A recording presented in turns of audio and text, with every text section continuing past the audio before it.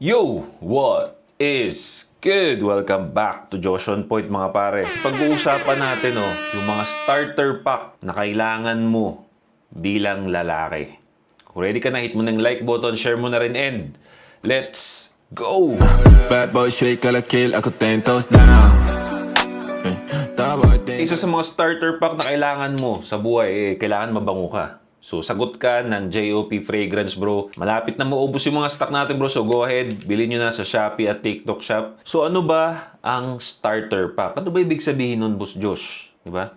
Kung naglalaro kayo ng video games, pare, madalas gamitin yun. Starter pack. No? Kung saan, bibigyan ka ng game ng isang box na pagka dinouble click mo, nandun lahat yung mga kailangan mo para makatulong sa journey mo. For example, last time kung nakita yung starter pack sa Ragnarok, pag dinouble click mo yung box, meron kang knife, meron kang agad armor, meron kang potions, no, para matulungan ka sa adventure mo. Pero kung magdidigdi pa tayo sa meaning ng starter pack, ito yung mga kailangan mong gawin o kailangan mong kunin na makakatulong sa'yo in the long run ng buhay mo bilang lalaki. Umpisa pa lang, dapat meron ka na, gawin mo na ngayon para maganda yung takbo ng buhay mo.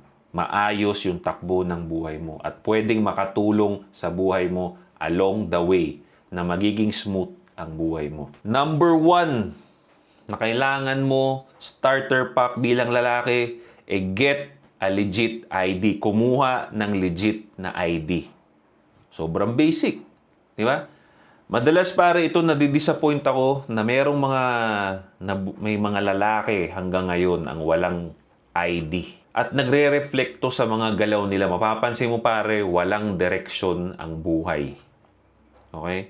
Isa ang pagkuha ng ID para maturuan kayong mga lalaki to have a responsibility. Isa ang pagkuha ng ID para maging responsableng mamamayan ka. No? Lahat ng kailangan mong pasukan ng trabaho, mapa-minimum wage man yan o paangat, kahit ano, hinihingian ng una mong ID. Initial mong ID. Kaya mapapansin mo pare, yung mga lalaking walang direksyon sa buhay, tignan ninyo, walang ID. Diba? Real talk yan, may mga kilala kayong ganyan, mga walang maayos na buhay because hindi nila inumpisahan eh. Okay? Kumuha kayo ng ID para doon pa lang sa pagpapalakad ng kumuha ng ID na yun, nagiging responsable kayo at after ninyo makuha yung ID na yun, para kayong nakaka-proud yan. No? Yung first ID ninyo, yan ang parang first achievement ninyo bilang isang responsableng mamamayan. Akala nyo may ID lang kayo. Okay, may identification. Hindi eh.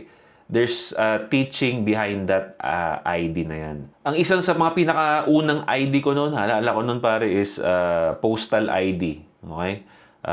Mapapagawa niyan sa mga barangay ninyo or sa mga post office malapit sa inyo. Magkano lang yan? Parang 150, 200 lang yata yung last time ko dyan. Number 2 starter pack na kailangan meron ka umpisa ng buhay mo. Okay? Pag sinabi ko umpisa ng buhay mo pare, kung teenager kang nanonood nito, kailangan mo na tong gawin eh. Okay? Kumuha ng ID at itong sasabihin natin sunod.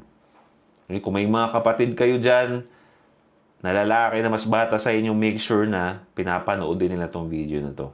Okay? So next, mag-enroll sa Bakal Gym. Okay? Bakit Bakal Gym? Mas mura kasi, affordable. Mag-enroll kayo doon, hindi lang para sa health. Kailangan kasi pare, umpisa pa lang, no? Umpisa pa lang ng buhay nating nagkamalay tayo bilang lalaki, ma-experience nyo kagad yung discipline at hardship na naituturo sa isang gym. Yan ang naituturo niyan. Hindi lang basta fitness, hindi lang basta health, kundi discipline. Okay? Malalaman nyo dyan, yan ang magtuturo sa inyo na walang mangyayari, walang result, wala kayong result na makukuha kung hindi kayo consistent at hindi nyo pinaghihirapan. Yun ang naituturo ng gym. Umpisa pa lang ng buhay ninyo bilang lalaki. Kailangan ninyo ma-realize yun. At yun ang mga magagandang traits na dapat na-adapt nyo kaagad. The first time na na-realize ninyo or nagkamalay kayo bilang lalaki. Kasi in the long run, sobrang helpful niyan. Pagtandaan ninyo, mas matutulungan pa kayo dyan. Ano pa? Ano pang naitutulong ng Bakal Gym? Socialization. pagpasok mo pa lang, pag-enroll mo pa lang, makikipag-communicate ka na dyan, no? Lalo pa pag masikip yung gym, hindi mo maiwasan na makipag-usap sa mga kasama mo doon or pag ginagamit yung gym, makikiusap ka, pre. Ang ilang set ka pa, pwedeng sabay tayo. No, 'di ba? So hindi lang health ang tinatamaan nyo rito, hindi lang discipline, kundi yung socialization ninyo. Mga basic to pare I just want to be clear, itong mga tip na to is basic. Okay? Na kailangan ninyong ma-realize habang bata kayo, kahit kung hindi nyo pa alam yung dapat ninyong gawin or nahihirapan kayo sa buhay ninyo bilang lalaki, ito ang dapat ninyong unahin. Ano pa? Dahil nakikipag-socialize ka, anong pwede pang ma-improve dito? Magkakaroon kayo kaagad ng networks. Because most of the time, mga taong nag-gym, disiplinado yan, maayos yung buhay niyan, wala yan sa gulo. So most of the time, makaka-build up ka agad ng healthy networks. May mga tropa ka agad na maayos yung utak. Kumpara dun sa puro inuman ka lang pumupunta, wala kayong mapapala dyan, puro kausap mo dyan, puro lasinggero lang. Samantalang sa gym, andoon yung mga healthy kausap, healthy kasama na baka in the future, in the long run, maging business partners mo. No? Or makapag-invest kayo or turuan ka ng mag-invest sa tamang bagay. So, okay. This is a simple, basic need na malaki ang impact in the long run. Number 3, pare, no? Starter pack mo bilang lalaki na kailangan mong kunin is to have a bank account. Again, yung bank account parang ID yan. Tignan ninyo yung mga taong walang nangyari sa buhay nila, puro pariwara yung buhay. Walang ID, walang bank account. Because yung mga ganitong klaseng bagay, pare, hindi sa face value, parang sobrang walang kwenta. Bakit kailangan ko pa kumuha ng ID? Bakit kailangan ko pang kumuha ng bank account?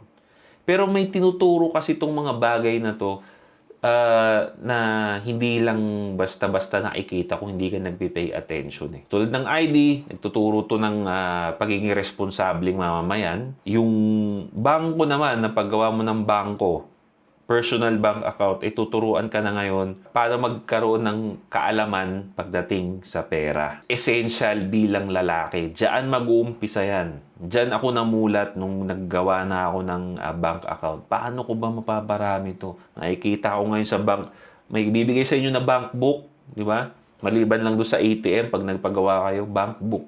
Makikita mo doon, gumastos na naman ako ng malaki. Nag-withdraw na naman ako.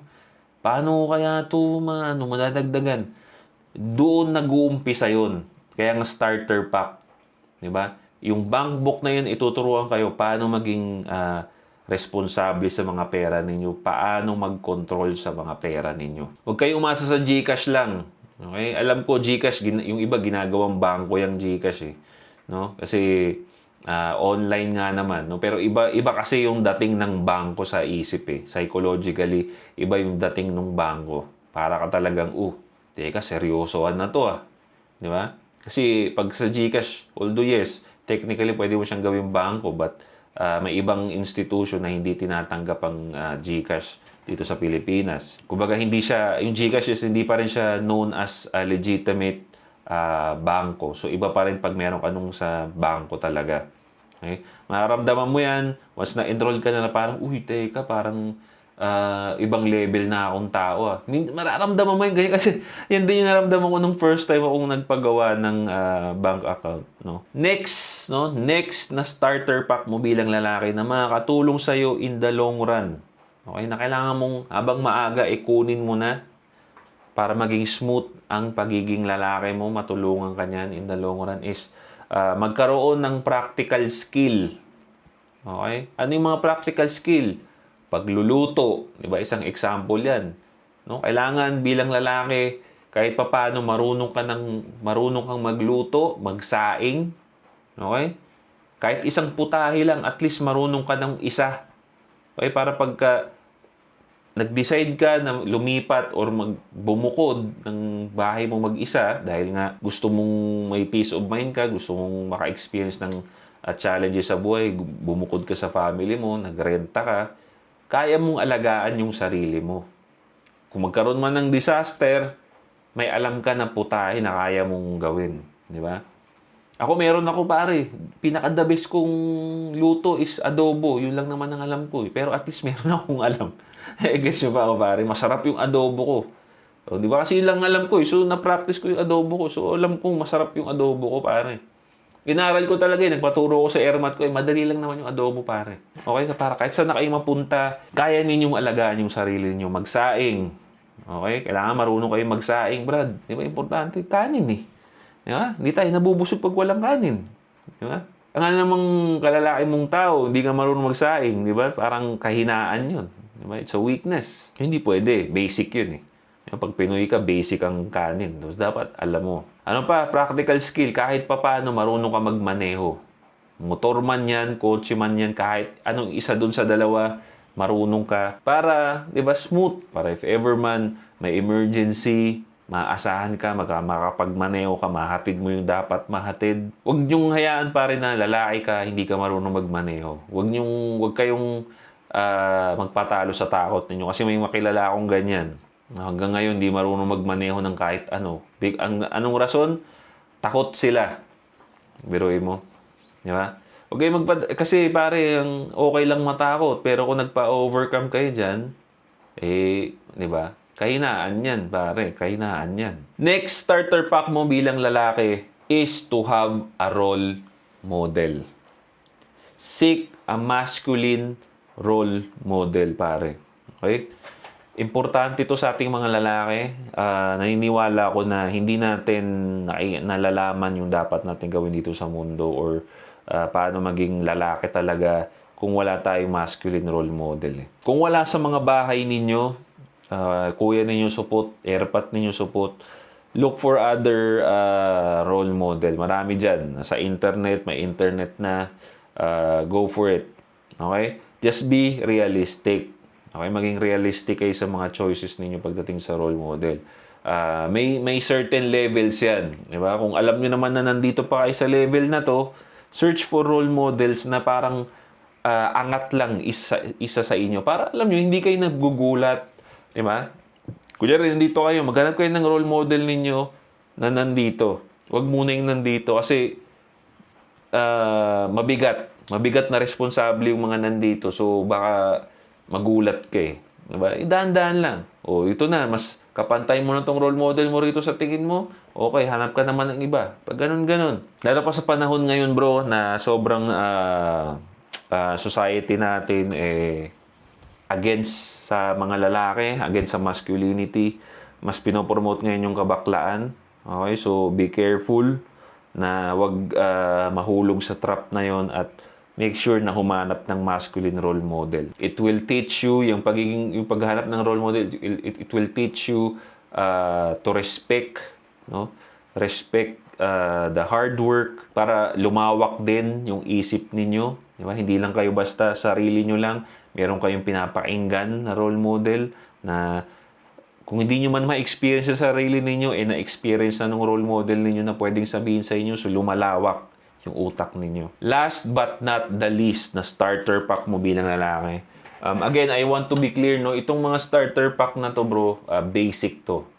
Okay? Na hanggat maaari, habang bata ka, ginagawa mo na, gawin mo na. At kung sa tingin mo, magulo yung buhay mo ngayon, kahit matanda ka na, baka kailangan mong idagdag tong mga to para umayos. Last but not the least, starter pack na kailangan mo bilang lalaki is to pick a religion. Get a religion, mga pare. Okay? Get a religion. I cannot stress this enough. Okay? Sa mundo ngayon na puro wala nang halos Diyos na pinapaniwalaan, huwag kayong gumaya doon. Hanggat maaari, humanap kayo ng religion. Ang religion, pare, walang ibang tinuro yan kundi maging maayos ka na tao. Okay? Kung meron mang mga religious na tao na may ginagawang kabalbalan, hindi kasalanan ng religion yun. Okay? The religion itself will teach you to be a good and effective person. Ang naituturo ng religion para sa akin, no? Na kahit walang bumabantay sa'yo, as long as may pinapaniwalaan kang higher power, gagawa ka pa rin ng mabuti. Di ba? Kahit ikaw lang mag-isa, nandyan ang temptation sa harapan mo, alam mong hindi mo gagawin yun because alam mong merong bumabantay sa'yo. Isa yan sa mga, para sa akin, isang naidudulot ng religion, magandang naidudulot ng religion. Yung alam mong may nagbabantay sa'yo, alam mong merong kang katuwang na hindi mo nakikita, pero alam mong nandyan. Okay? Hindi ako religious na tao at I suggest kahit hindi kayo maging religious na tao, as long as naniniwala kayo, para sa akin, it's good enough. Wala na akong pakialam kung hindi yun sa ibang religion, hindi yun enough. But for me, that is enough. Tinuruan ako maging maayos na tao. Na, so far, itong edad ko na to, nalayo ako sa kabalastugan, sa sakit ng ulo. Naging smooth lang so far ang buhay ko dahil kahit pa paano naniniwala ako sa religion. Na I think, magandang starter pack to bilang lalaki. Okay? Lalo na sa panahon ngayon na sobrang ang gulo-gulo na. No? Sobrang andaming temptation, sobrang andaming promiscuity na itunuturo ngayon na I think religion ang kailangan no, para malesen yung mga ganyan. So, kung nanonood ka ng video ko, go ahead. Kahit ano man yan, wala akong pakialam kung anong religion kunin mo as long as meron. At alam mong legit at alam mong maayos ka. Okay? So I hope pare nakatulong tong video na to. I'm sure ako hindi mabubulilyaso yung buhay mo. Kung meron ka ng mga starter pack na yon, sigurado ako magiging maayos ka na lalaki. Magiging successful at maayos tayong lalaki once na in-adapt natin lahat yun. Okay? So again, don't forget to subscribe, hit the bell para notify kayo sa mga bago nating videos. Baka meron kayong starter pack na hindi ko nasabi na magandang matutunan habang maaga pa lang. No? So, iwanin nyo yan sa baba. Okay? So, once again, this is Josh on Point. See you next time. Boom.